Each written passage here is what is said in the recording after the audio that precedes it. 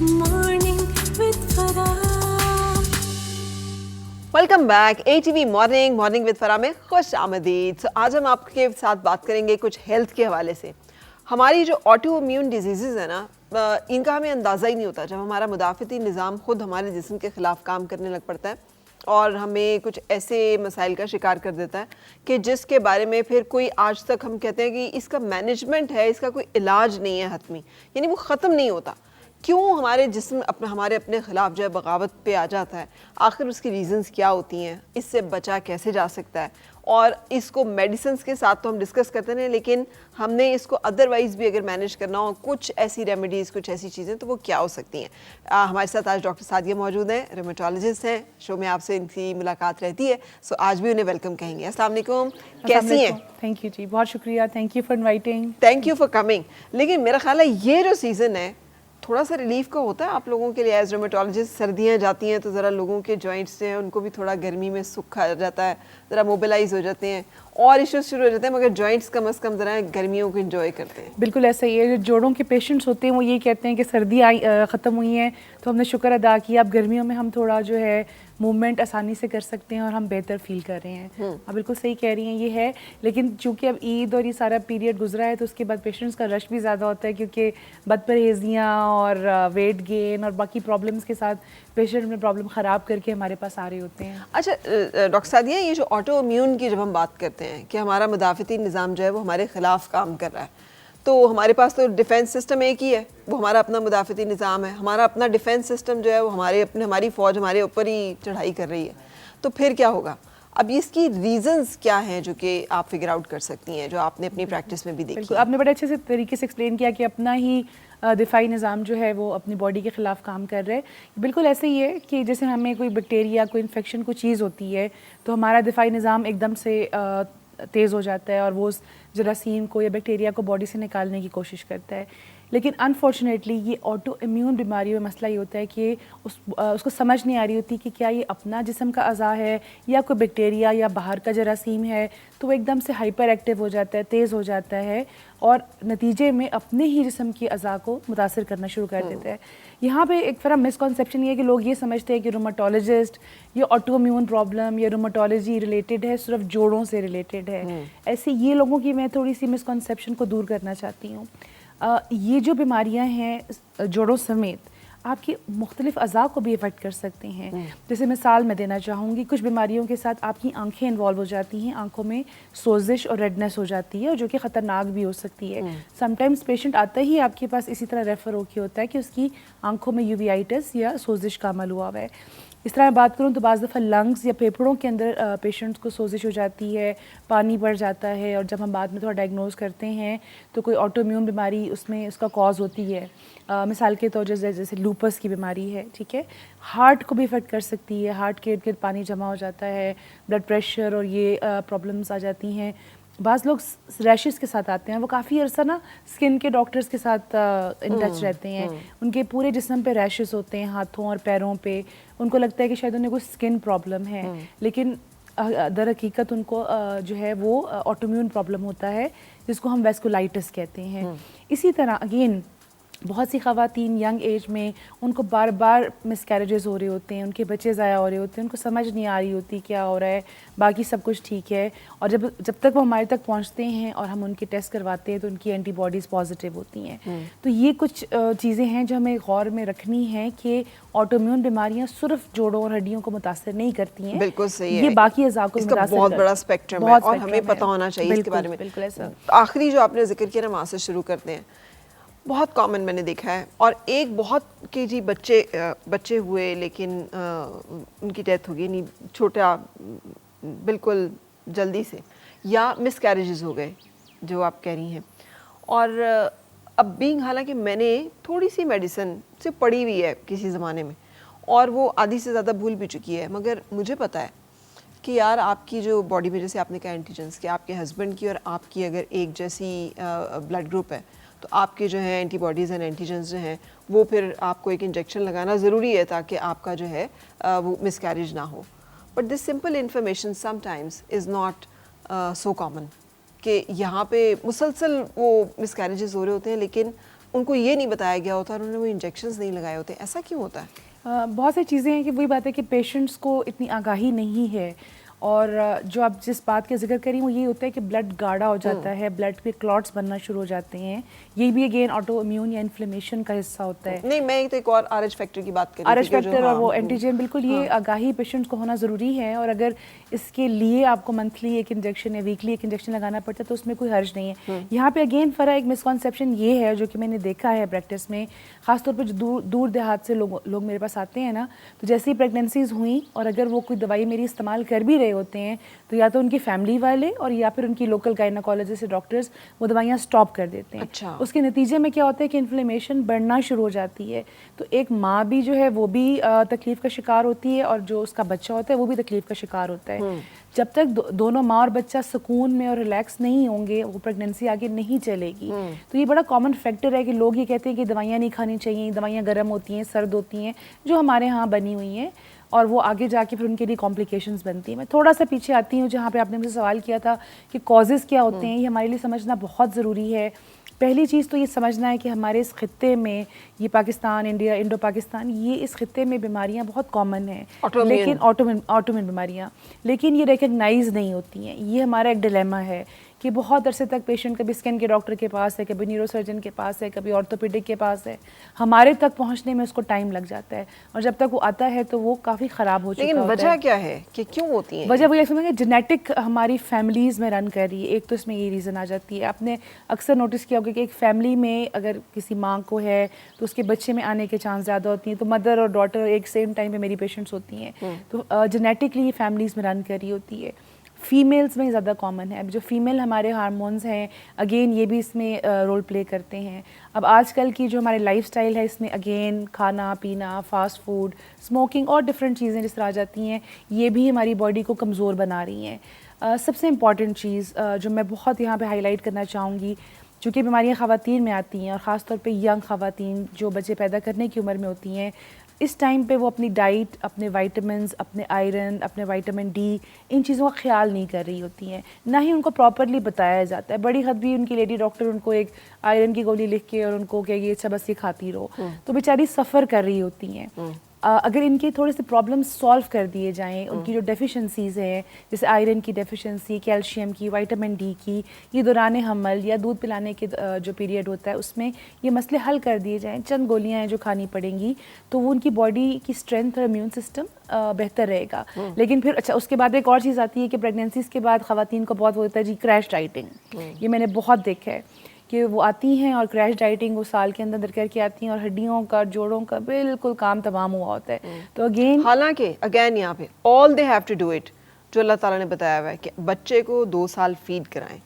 आप बच्चे को फीड कराना शुरू करें और आप देखें कि आपका वेट कैसे अल्लाह ताला की तरफ से वापस अपने बैक नॉर्मल उस पर जाता है, और आप बिल्कुल अपना जो दोबारा से अपना फिजिकल जो भी आपकी था वेट एंड मतलब है कि शेप वो रिगेन कर सकती हैं। And it's such a miracle. लेकिन हमारे यहाँ बताया नहीं जाता, बच्चे को डब्बे के दूध पे लगा देती हैं, खुद जो है वो पता नहीं किस में, और उसकी वजह से बॉडी जो है उसका हार्मोनल सारा जो है बैलेंस उस तरह से नहीं होता, बिल्कुल ख़राब हो जाता है। वो बॉडी एक रीसेट सी हो जाती है और फिर वो आगे जाके उनके लिए प्रॉब्लम्स होना शुरू हो जाती हैं और बड़ी बड़ी यंग एज पे आ रही होती हैं। फिर हमारी इन्वायरमेंटल फैक्टर्स हैं, पोल्यूशन है, चीज़ें हैं, ये सारी चीज़ें मिल मिला के। अच्छा डॉक्टर सादी, मुझे लगता है कि जो मेंटल पीस है, मैं अपनी ओपनिंग में भी यही बात कर रही थी कि हमारे इस एरिया में सबसे ज़्यादा जो चीज़ जिसे कहना चाहिए हम फॉर ग्रांटेड लेते हैं या जिसकी हम कदर नहीं करते, वो है ज़हनी सुकून, या ये कि मुतमईन होना, आसूदा होना। हमें इन लफ्ज़ों का शायद उस तरह से मतलब भी नहीं याद रह गया।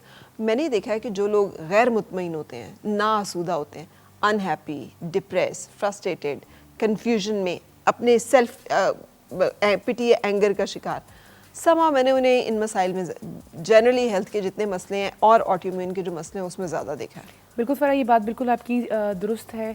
स्ट्रेस से रिलेटेड ये प्रॉब्लम्स होती हैं और एग्रीवेट होती हैं, इनके बीमारियों के अटैक आना शुरू होते हैं।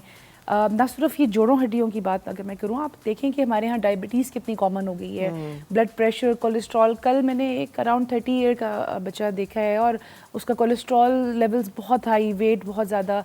तो अगेन ये चीज़ें जो हैं ये टुवर्ड्स ही जाती हैं कि आप स्ट्रेस ईटिंग कर रही हैं, आप शुगर और मीठी चीज़ें ज़्यादा खा रही हैं, आप बैठे हुए ज़्यादा हैं, आप डिप्रेस होकर एक जगह पे वो एक्टिविटी कोई नहीं कर रही हैं, तो फिर बाद में ये चीज़ें आपको और मुख्तलिफ बीमारियों में मुब्तला कर सकती हैं। तो अगेन ये एक रीज़न इसका बिल्कुल है।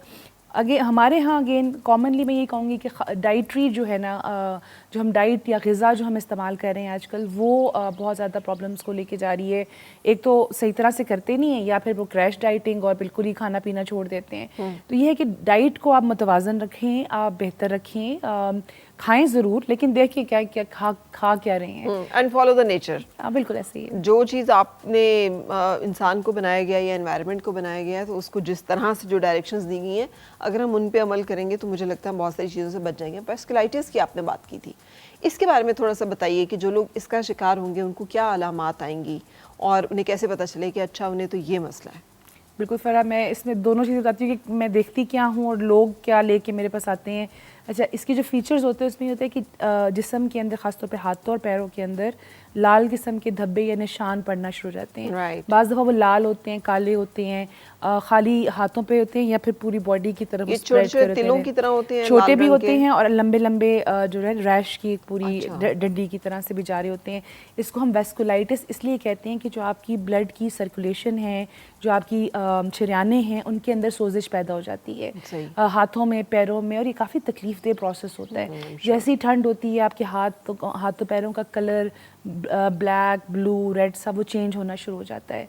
अच्छा, दूसरा इसके साथ क्या होता है कि लोगों को फिर बाद में यहाँ पे छाले पड़ना शुरू हो जाते हैं, फिंगर टिप्स पे, हाथों पे वो ब्लैक होना शुरू हो जाती हैं अगर बहुत लेट प्रोसेस में ये चले जाएं तो। इसलिए इसको अर्ली आइडेंटिफाई करना बहुत ज़रूरी है कि पता चल जाए कि ये कोई एक्जिमा या कोई एलर्जी टाइप चीज़ नहीं, क्योंकि लोग यही समझते रहते हैं कि तो ये किन एरियाज में ज़्यादा होता है? क्या ये फुल बॉडी पे हो सकता है, लेकिन कॉमनली जो मैंने देखा है वो हाथों, एक्सपोज्ड एरिया हाथों पैरों पे देखा है, और उसके बाद उसके वहाँ पे छाले और रैशेस वगैरह बन जाते हैं। अच्छा, लोग मेरे पास ये लेके आते हैं, ये भी बड़ी हैरत वाली बात है कि लोग कहते हैं कि नहीं जी ये कोई जादू हो गया है जी, ये हमारे पे साया हो गया है। बहुत सारी मिथ्स बनी हुई हैं, लोगों ने फिर वहाँ हाथों पैरों पे धागे और तावीज़ और मुख्तलिफ चीज़ें बांधी होती हैं।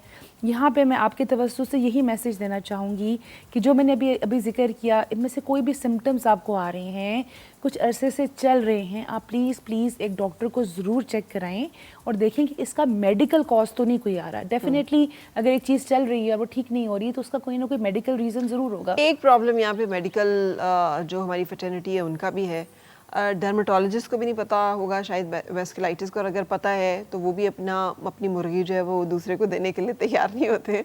वो भी रेफरल सिस्टम बहुत बुरा है।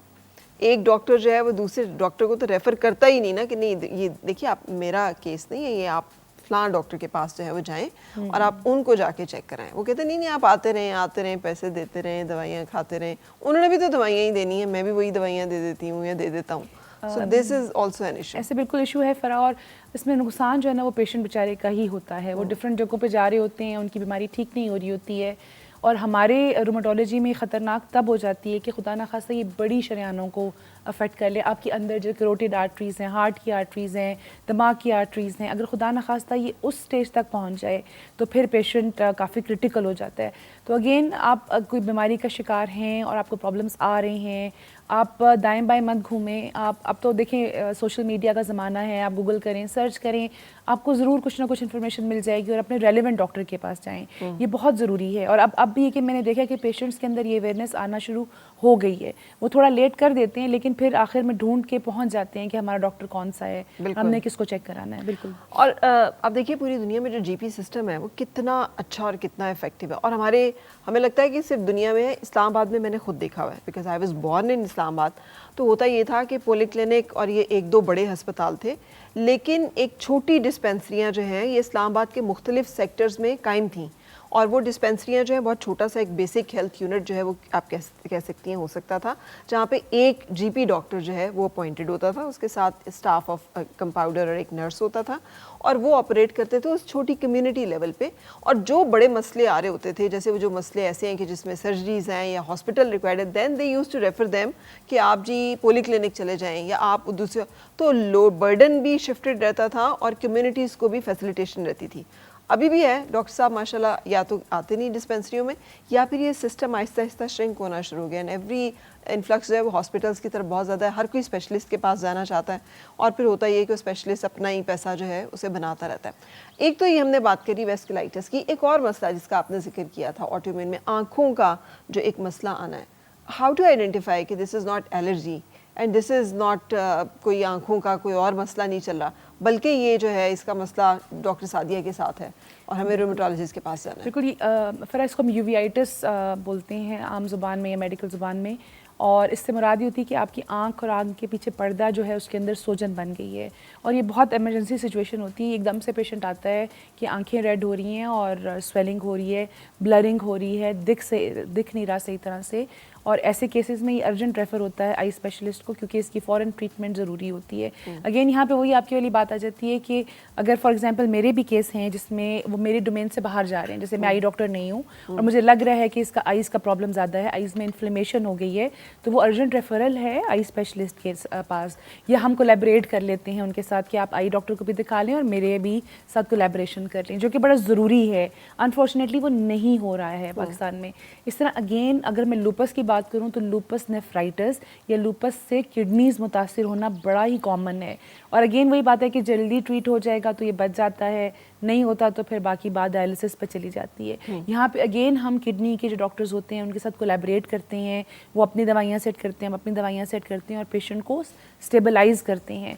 तो कहना मैं ये चाहूँगी कि बिल्कुल इसको रिलैक्स होकर ना बैठे रहें। अगर खुदा ना खास्ता आपको कोई एंटीबॉडी पॉजिटिव आ गई है, आपको कोई ऐसी बीमारी डायग्नोज्ड होगी, जिसमें मैं कुछ एंटीबॉडीज़ के नाम लूँगी, लोगों को आप पता है, लोग सुनते हैं, जैसे RA फैक्टर है, ANA एंटी न्यूक्लियर एंटीबॉडी है, ENA न्यूक्लियर एंटीबॉडी है, anti-CCP एंटीबॉडी है।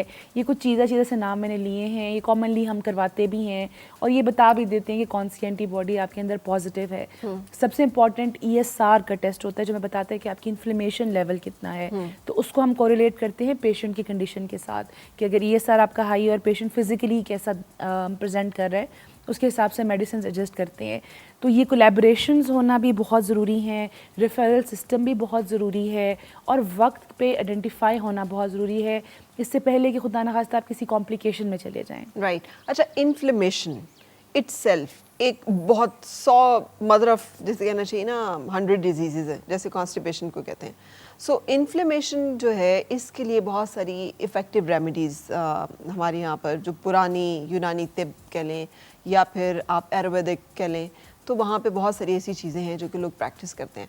आप लोग इंडोर्स नहीं करते उसको, लेकिन होता ये है कि फिर वो रिसर्च होती है यूरोप में या कहीं और। अभी हम पिछले दिनों बात कर रहे थे असगंध नागुरी के ऊपर, अश्वगंधा के ऊपर, कि उन्होंने ये प्रूव किया कि जी इंसोम्निया में और स्ट्रेस मैनेजमेंट में इट इज़ इफ़ेक्टिव। तो अब वो जो है डॉलर्स में उसके मिलना शुरू हो गए हैं। हमारे यहाँ पर था तो डॉक्टर्स कहते थे नो इसका कुछ फ़ायदा नहीं है, छोड़ें इसको, ये जो गोली है ना एंग्जाइटी की ये खाएं। इस तरह की रेमेडीज़ को आप कैसे देखती हैं और क्या सजेस्ट करेंगी? कौन सी ऐसी कोई चीज़ें जिससे इन्फ्लेमेशन आदमी मैनेज करे दवाइयों को ज़रा अवॉइड करते हुए? बिल्कुल, देखिए यहाँ पे पहली चीज़ अगेन मैं बार बार ये कहूँगी कि डॉक्टर आपका एक फ़र्स्ट कांटेक्ट ज़रूर होना चाहिए और आपकी मेडिसिन साथ साथ जो बीमारी जो भी डायग्नोज हुई है जैसे रूमेटाइड आर्थराइटिस है या कोई भी इन्फ्लेमेशन है तो दवाई साथ साथ आपकी ज़रूर जारी रखनी चाहिए। यस, आप कुछ कंडीशंस में कुछ जगहों पे कुछ रेमेडीज़ ज़रूर यूज़ कर सकते हैं, लेकिन हमने देखना ये है कि वो नेचुरल हों। ये नहीं कि अब आप जाके कोई हर्बल हकीम कोई और जड़ी बूटियाँ कुछ और अननोन चीज़ जो है अपनी बॉडी में आप खा रहे हैं। जैसे फॉर एग्जांपल जैसे आपने जिक्र किया इसमें यहाँ पे टर्मेरिक या हल्दी का बहुत ज़्यादा अभी रिसर्च भी हो रही है और इसका लोगों ने देखा है कि एंटी इन्फ्लेमेटरी प्रॉपर्टीज़ इसकी होती हैं। इनफैक्ट बाहर के मुल्कों में इसकी टैबलेट्स ही मिलना शुरू हो गई हैं। तो ये चीज़ें हमारे पुराने हम सुनते हैं कि हल्दी और दूध मिला के पी लें तो आपकी चोट या आपकी दर्द में आराम आ जाता है। तो ये चीज़ें कुछ हद तक सच भी हैं, लेकिन मसला ये होता है कि हमारे लोग ना फिर उसको बहुत ज़्यादा ले जाते हैं, दवाइयाँ छोड़ दी और बिल्कुल टोटकों और रेमेडीज़ पे आ गए, हल्दी लगा के जोड़ों पे पट्टियाँ बांध ली, कुछ और जड़ी बूटियाँ खा ली। ये इस चीज़ से मना करूँगी मैं। आपका डॉक्टर आपकी दवाई बहुत ज़रूरी है, यस, उसके साथ आप कुछ और ट्राई करना चाहते हैं आप ज़रूर करें। जैसे अभी आपने सुना होगा ग्रीन जूस, ये एंटी इन्फ्लेमेटरी होती है। ग्रीन जूस क्या है, लोग सोचेंगे पूछेंगे हमसे। ग्रीन जूस ये है कि जिसमें सारी हरी चीज़ें डलती हैं, जैसे हरा सेब है, हरा धनिया है, हरा पुदीना है, लाइम या लेमन होता है, या अदरक का थोड़ा सा टुकड़ा डाल के इसको ग्राइंड करके। करेला भी, करेले का का जूस जो है वो भी डाल जूस लेते ये हैं सब थोड़ा सा, ग्रीन हाँ, जूस इसको हाँ। बोलते हैं। तो ये आपने अक्सर कुछ सेलिब्रिटीज बाहर हॉलीवुड की देखी होगी तो उनके हाथ में ग्रीन जूस का एक ग्लास होता है। ये इफेक्टिव है, बिल्कुल चीज़ें हैं, लेकिन अगेन एक तो नेचुरल हो, आप उसको उसकी लिमिट से एक्सीड नहीं करेंगे, आप हर वक्त ओवर यूज़ उसका कर रहे हैं। और तीसरा ये कि अगर आपको कोई प्रॉब्लम्स आ रहे हैं तो फिर आप उस चीज़ को रोक दें। तो मैं इनकरेज इस चीज़ को नहीं करूँगी। हाँ, जो थोड़ा बहुत आपकी किचन कैबिनेट में थोड़ा जो हम सुनते आए हैं, कुछ लौंग है, कुछ दालचीनी है, कुछ अदरक है, कुछ हल्दी, जो चीज़ें हमारे किचन कैबिनेट में हैं और हम अगर उसको इस्तेमाल करते हैं और रिलीव मिलता है तो आप ज़रूर करें, लेकिन इससे आगे नहीं जाएँ। अच्छा, इन्फ्लेमेशन जो है ये कॉज ही क्यों होना शुरू होती है, यानी बॉडी जो है वो क्यों कि हमें इन्फ्लेमेशन जो है वो होना शुरू हो गई है, और इन्फ्लेमेशन के अर्ली साइन सिम्टम्स क्या होंगे कि हम ब्लड टेस्ट पे जाने से पहले हमें अंदाज़ा हो जाए कि हमारी जिस्म जो है उसमें कुछ गड़बड़ चल रही है। देखिए, फिर आपने नोटिस किया होगा कि अब आजकल के ज़माने में ना ये यंग लोगों में, यंग पेशेंट्स में बहुत ज़्यादा आ रहा है। और इसकी वजह मेरे हिसाब से ये बनती है कि जो हमारी डाइट और हमारी लाइफस्टाइल है ना, ये हमारी बॉडी में सोजिश बना रही है। आपने अक्सर यंग लड़कियों को भी सुना होगा कि डॉक्टर साहब हमारा जिस्म सूजा रहता है, हमारा मुंह सूजा रहता है, हाँ। हमें क्या मसला है। अगेन ये हमारा जो इनटेक है, जो हम अपनी बॉडी में डाल रहे हैं ना, वो ग़िज़ा प्योर नहीं है। उसमें हम फास्ट फूड खा रहे हैं, ये नहीं खा रहे, या हम भूखा रह रहे हैं, या हम उल्टा सीधा कुछ खा लिया। तो ये चीज़ें हम जो कर रहे हैं ना, ये हम अपनी बॉडी को कमज़ोर करते जा रहे हैं। आप भी देखेंगे, हमारी नानियाँ दादियाँ, अभी तक उनके बाल भी लंबी, चुटियाँ भी लंबी और सब।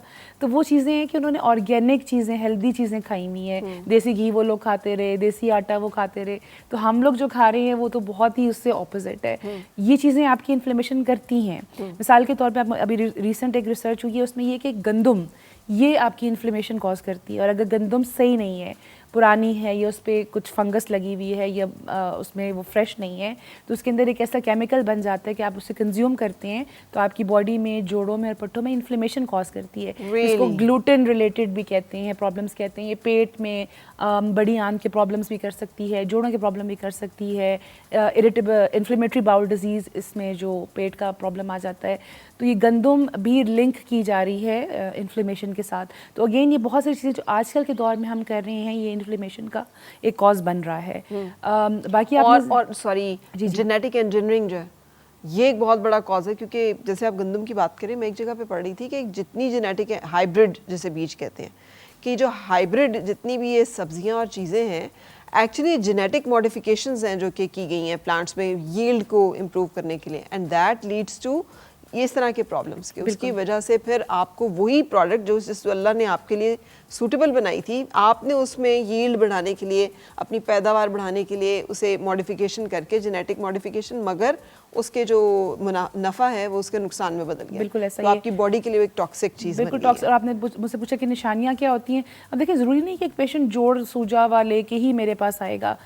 बाज़ दफ़ा ख़वातीन आती हैं, मोस्टली क्योंकि मेरी पेशेंट्स ख़वातीन होती हैं, तो वो यही कहती हैं कि डॉक्टर साहब बहुत थकावट का शिकार रहते हैं, जिस्म अकड़े हुए हैं, शोल्डर अकड़ा हुआ है, मैं सुबह उठती हूँ, मेरे पाँव ज़मीन पर नहीं रखे जाते, मेरे पाँव दर्द करते हैं डॉक्टर साहब।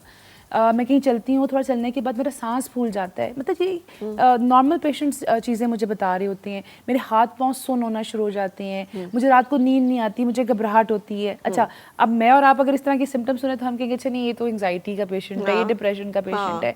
लेकिन उसको थोड़ा और हमें डिग इन करना पड़ता है, फिर पूछना पड़ता है पेशेंट से कि अच्छा इसके अलावा आपको क्या सिम्टम्स आ रहे हैं, लास्ट कितने अरसे से आपकी प्रॉब्लम स्टार्ट हुई। तो फिर पेशेंट बताना शुरू होता है कि अच्छा मैंने फ़लाने टाइम पर मेरी एक उंगली सूजी थी, या मेरा घुटना सूजा था, कोई ऐसा प्रॉब्लम हुआ था, मैंने कुछ यूरिक एसिड की दवाइयाँ खाई थी, कोई ना कोई फिर ऐसे क्लूज़ वो देना शुरू करता है कि नहीं यहाँ पे कुछ और मसला है, कुछ इन्फ्लेमेशन का चक्कर चल रहा है। लेकिन अगेन जोड़ों में दर्द, जोड़ों में सोजिश, थकावट रहना, खून की कमी, सांस फूल जाना, नींद पूरी ना होना, हाथ पाँव उंगलियाँ सुन्न होना, आपने सो भी लिया, रेस्ट भी कर लिया, फिर भी आप सुबह थके हुए उठ रहे हैं, भूख नहीं लगती पेशेंट्स को, पेट ख़राब रहता है, मैदा ख़राब रहता है, बहुत सारे चीज़ें लिंक्ड हो जाती हैं आपस में। सही, तो इनमें से किसी भी अलामत को नजरअंदाज नहीं करना चाहिए। बिल्कुल। ओके जी, time for break and thank you very much doctor Sadia, आप साथ रही, thank you very much for sharing this information with us. और हम यहाँ पे एक ब्रेक लेंगे, ब्रेक के बाद फिर आपसे मिलेंगे, मेहमान से मुलाकात होगी। आज हम बात करेंगे कुछ ये जो डिजिटल मार्केटिंग और ये जो डिजिटल वर्ल्ड है ना, इससे जुड़े हुए कुछ इन्फॉर्मेशन जो कि हम आपके साथ शेयर करने वाले हैं। Stay with us. और मिलके गुनगुनाए हैं गुमशुदा जो खुशियाँ।